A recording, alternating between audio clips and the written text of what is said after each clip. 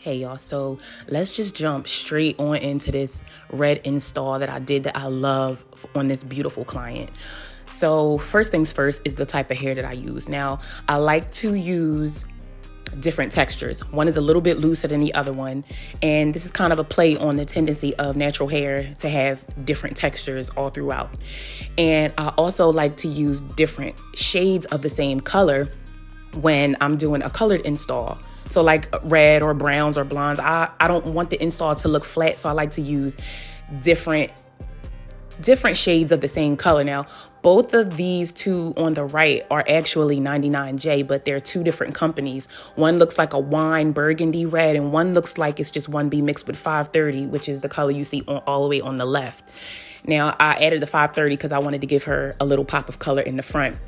But even look at how her hair color is when it's dyed.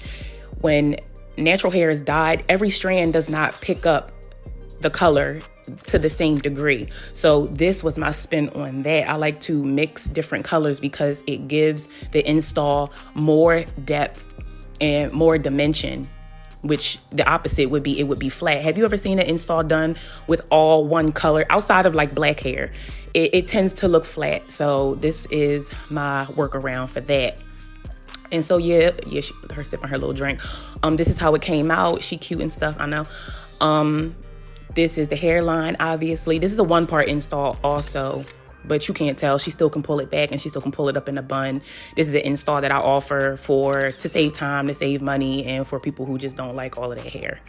And so, this is cute. She had me rethinking my locks for a second. I'm like, dang, I want me a crochet. I used to wear red crochet all the time and I miss it. But yeah, this is it pulled up. This is a picture she sent me. This is a picture I stole. And this is when she kidnapped me and forced me to go to the bar and have drinks with her. But yeah, y'all, let me know what y'all think. And remember my tips, mix those curls.